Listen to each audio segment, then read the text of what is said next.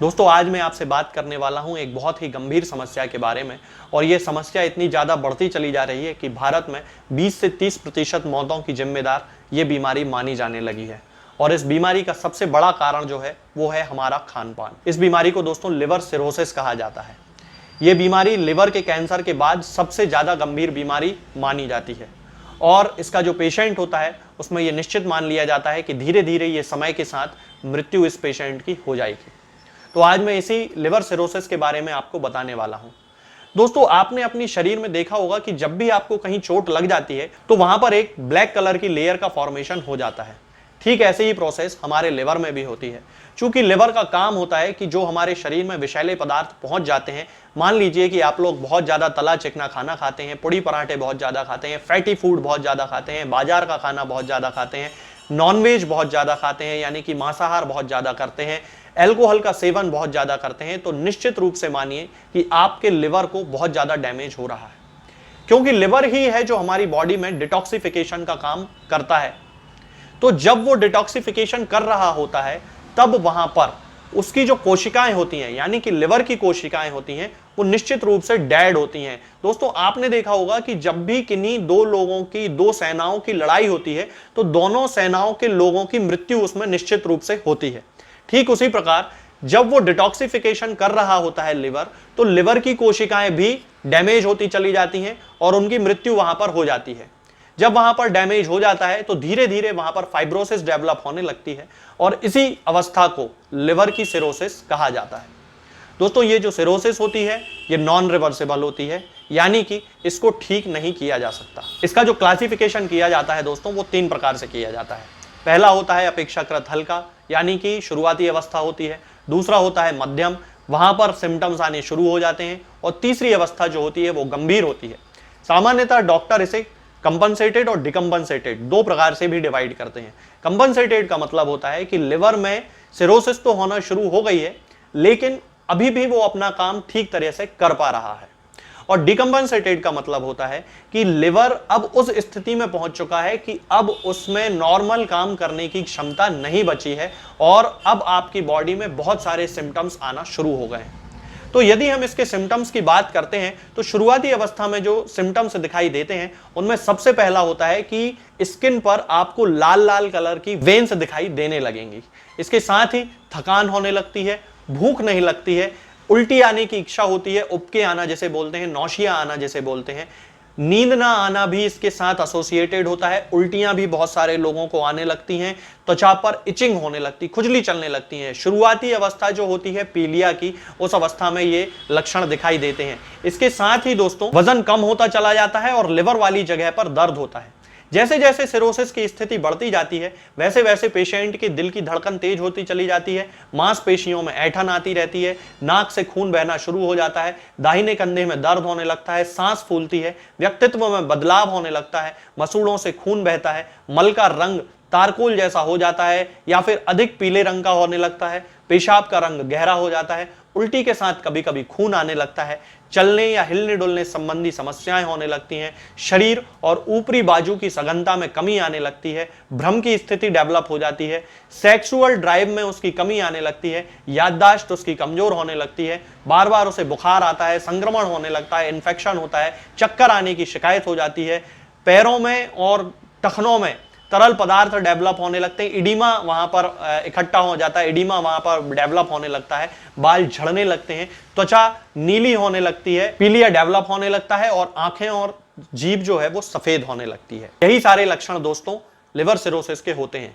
तो यदि आप में इनमें से कोई एक लक्षण दिखाई देता है या आपको बहुत सारे लक्षण दिखाई देते हैं, मान लीजिए कि आपको बुखार बार बार आ रहा है, इन्फेक्शन बार बार हो जा रहा है, इसके साथ ही आपका मन नहीं लग रहा है किसी काम में, नींद नहीं आ रही है सही तरीके से, भूख सही तरीके से नहीं लग रही है, वजन आपका कम होता चला जा रहा है, उबके आने लगते हैं, उल्टी की इच्छा होने लगती है, उल्टी के साथ साथ कभी खून आने लगता है, तो निश्चित तौर पर आपको तुरंत डॉक्टर से जाकर संपर्क करना चाहिए।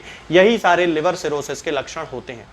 यदि हम इसके कारणों की बात करते हैं तो छोटा सा एक ब्रीफ मैंने आपको शुरुआत में दिया था कि जो लोग बहुत ज्यादा तला चिकना भोजन करते हैं, बाहर के फास्ट फूड वगैरह बहुत ज्यादा खाते हैं, जो लोग नॉनवेज का बहुत ज्यादा सेवन करते हैं और जो लोग अल्कोहल का बहुत ज्यादा सेवन करते हैं, यानी कि शराब जो लोग बहुत ज्यादा पीते हैं, वो किसी भी फॉर्म में हो सकती है दोस्तों, आप बियर पी लो या कुछ भी पी लो।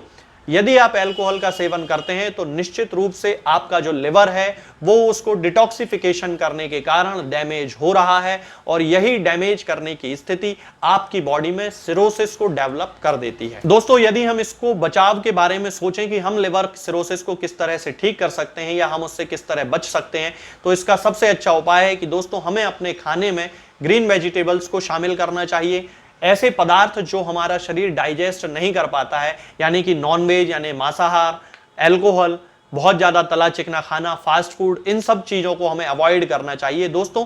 खास तौर से चाइनीज प्रोडक्ट्स जो आते हैं, जो जैसे कि नूडल्स हुए या बहुत सारे चाइनीज प्रोडक्ट जो हैं आजकल बाजार में उपलब्ध हैं और लोग उनको बहुत ज्यादा खा रहे हैं, उनमें बहुत सारे केमिकल्स यूज किए जाते हैं उनको बनाते समय, तो उन प्रोडक्ट्स से हमें बहुत ज्यादा बचना होगा, क्योंकि आजकल वर्तमान समय में जो लिवर सिरोसिस के ज्यादातर केस आ रहे हैं वो वही चाइनीज प्रोडक्ट खाने के कारण डेवलप हो रहे हैं। तो इन सारी चीजों से हमें बचना चाहिए।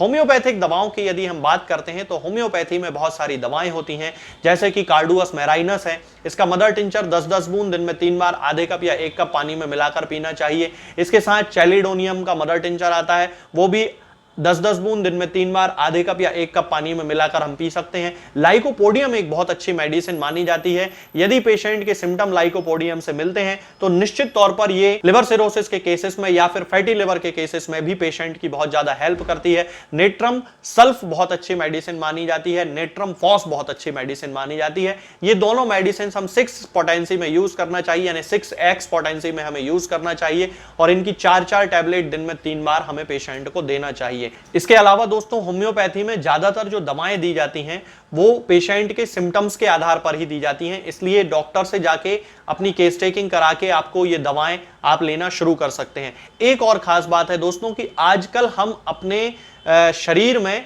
दर्द निरोधक दवाओं का या दर्द निवारक दवाओं का उपयोग बहुत ही ज्यादा करने लगते हैं।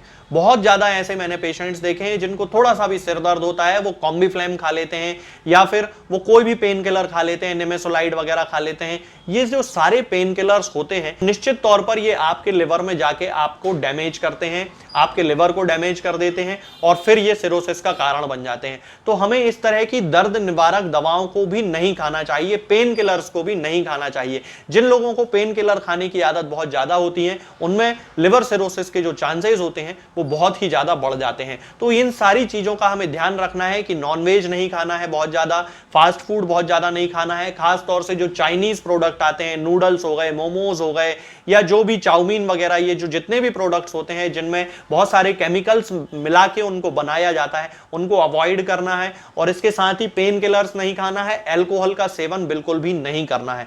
यही सब तरीके हैं जो हमें लिवर सिरोसिस से बचा सकते हैं दोस्तों, क्योंकि लिवर सिरोसिस एक नॉन रिवर्सिबल बीमारी होती है। हालांकि होम्योपैथिक दवाओं से आपके लिवर के काम करने की क्षमता को मेंटेन तो किया जा सकता है, लेकिन उसको पूरी तरह से ठीक नहीं किया जा सकता। इसलिए जो लिवर डैमेज हो गया है वो तो ठीक है, अब हो चुका है। अभी फिलहाल जो अवस्था है उसकी जितना वो काम कर पा रहा है, उसको काम करने की क्षमता बढ़ाने के लिए आपको होम्योपैथिक दवाएं खाना शुरू कर देना चाहिए और जो भी बाहर का खाना आप खा रहे हैं उसे खाना आपको तुरंत बंद कर देना चाहिए। जय हिंद, जय भारत। दोस्तों, होम्योपैथिक दवाओं को खाने का सबसे अच्छा तरीका होता है कि हम हमेशा खाली पेट इन दवाओं को खाएं। जिन दवाओं को दिन में केवल एक बार खाना है उन्हें सुबह खाली पेट खा लेना चाहिए, मुंह में अच्छे से कुल्ला करके, गार्गल्स करके मुंह को साफ कर लेना चाहिए और उसके बाद हमें होम्योपैथिक दवाई खा लेना चाहिए। जिन दवाओं को दिन में 2 बार या 3 बार या 4 बार खाना होता है, उन दवाओं को खाली पेट खाने का मतलब होता है कि हम उन दवाओं को खाने के लगभग आधे घंटे पहले या फिर 2 से ढाई घंटे बाद ही खाएं और उस स्थिति में भी हमारे मुंह में किसी भी वस्तु का, किसी भी चीज का स्वाद नहीं होना चाहिए, ना ही हमारे मुंह में किसी भी चीज की गंध होना चाहिए, जिससे कि ये होम्योपैथिक दवाएं हमारे शरीर पर बहुत अच्छे तरीके से काम कर सकती हैं। तो हमें हमेशा ये ध्यान रखना है कि जब भी हम होम्योपैथिक दवा खाएं, हमेशा खाली पेट खाएं और हमारे मुंह में किसी भी चीज का स्वाद या किसी भी चीज की स्मेल ना हो। होम्योपैथिक बहुत सारे लोग अच्छा रिजल्ट देखने को नहीं मिलता है। ये होम्योपैथिक दवाएं आपको किसी भी ऑनलाइन फार्मेसी पर या आपके घर के नजदीक किसी